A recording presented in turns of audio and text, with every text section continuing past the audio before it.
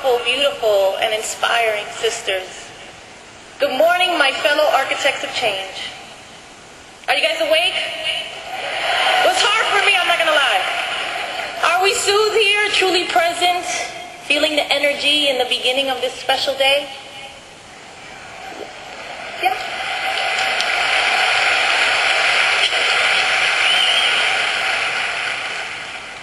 I was really honored to have the chance to come here and speak to you, because I get to stand before you here today not as a pop music singer, or as a movie actress, or as a dancer, or as the wife of Mark Anthony, even though I'm kind of proud of that one.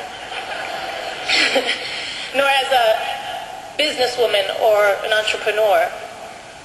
I stand before you as a girl who grew up in the Bronx with two sisters and a strong and loving mom who hustled for us whenever we didn't have much. I stand before you as someone that loves being a woman. Everything about us, our hearts, our souls, our perspective of the world, our creativity.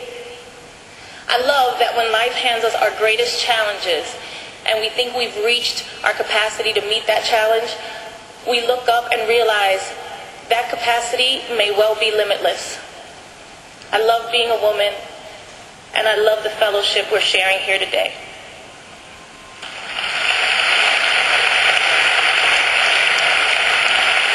You know, I hope that if I do nothing else, you will leave here today believing that you are the leader you have been searching for, which we just heard in the opening video. Okay, let's get to it. They asked me to come here and talk about my path. Okay, well, I realized actually early on in my own journey that I had to be my own champion. Nobody made me get up and say, you know, you should do this or do that, be an actress, go be a singer, especially in the Bronx. I mean, in fact, people told me not to do most of the things I did. And there is no shortage of people telling you the things that you can't do. But I was lucky enough to have a strong feeling inside that I should be listening to my gut, and that would guide me to reach the highest points. And it was when I didn't listen to that voice or that gut feeling that I had my biggest mishaps. So now I'm talking on the business side.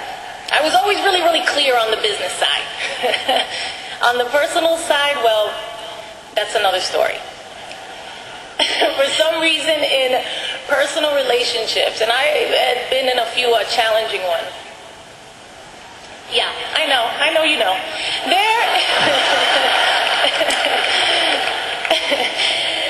There's just something about being in those relationships that can make you doubt who you are and what you're capable of. And I'm sure there are a lot of you out there that understand this. There's something about them that makes you doubt what you deserve. It took me a little bit longer to get it right in that arena. And that's why I'm telling you, you have to listen to that voice. In fact, listening to it determines whether or not you go down the path that was intended for you. I really believe that. In one of my lowest moments, one of those moments when you feel like you don't have a grasp of who you are, or where you're going, what next step you should take, or how you even got there, when you're feeling the world is questioning you and you are questioning yourself. Yes, I have had many of those. I prayed in this particular one. I prayed for guidance, a strength, a message, something. And I went and picked up the Bible and I read something. And I opened it up and my eyes fell right to a passage. I remember it was in the book of James. And the passage said, "Be happy for your trials and tribulations, because they test your faith. And when your faith is tested, you gain perseverance. And when your perseverance is perfect, you shall lack nothing." Perseverance. We're going to come back to that. But first, over the next few minutes, I'm going to share with you the current loves of my life and how they have transformed this into a first chapter of a lifelong novel of commitment to helping women and children. Many of us in this room know what it is to be first-time mothers. Yeah? So as you know, there is nothing that inspires you more to want to be an architect of good change than giving birth to a beautiful new baby, or two.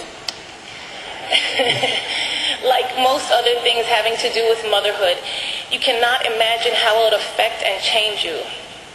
Not only does it make you experience a love more deep and proud and more joyous than you ever thought possible, it makes you understand and sympathize with every mother and every other child. You become more aware of the world around you. You realize there is nothing that they don't deserve. And everything that it is in your power to make their world one bit better, you feel like you want to do, you will do. That is the miracle of becoming a mother to me. Your eyes open, your heart opens. So in thinking about Maria's question, how can you be an architect of change? I'll let you in on a little secret. I have an idea. I answered this. My dream is to launch a foundation whose mantra for creating change would be improving the health and well-being of women and children. Right before I had my children, I actually had already started to think about, why are we here? What am I going to leave behind? How am I going to give back? How are we going to be remembered? Those big questions that start occurring to you. And now that I'm saying it out loud, I'm realizing that's probably why I got pregnant when I did. God was going, okay, maybe now she's ready. I was always a late bloomer. But when I bloom, there's no stopping, okay?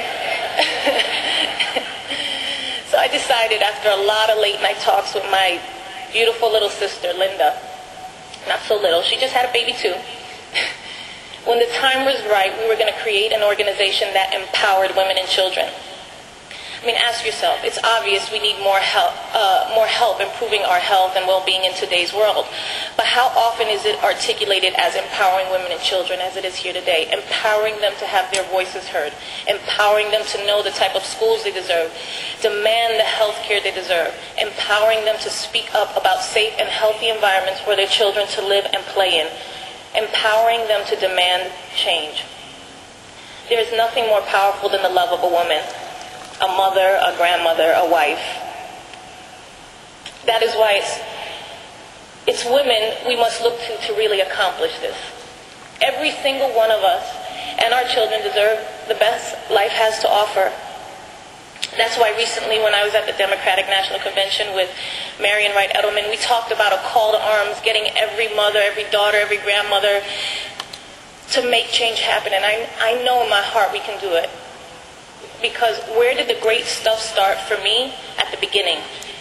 I was cared for. I was well fed. My mother struggled to put us in Catholic school when she couldn't afford it. That's where it starts. It sets you on a course. Every woman should settle for nothing less. And we can do it by the pure power that lies within us. God may have made us the weaker physically sex, but he gave us something greater. He gave us something intangible. You can't see it. You can't lift the weight with it. But I honestly believe that we can move mountains if we decided to. My foundation will prioritize the importance of empowerment. We can tell leaders, policymakers in the world that millions of us demand and will demand better for ourselves, our communities, and our children. I have lots of big dreams, and I envision big changes toward proper health care, prenatal care, pediatric care for every person in this country, regardless of their income or influence.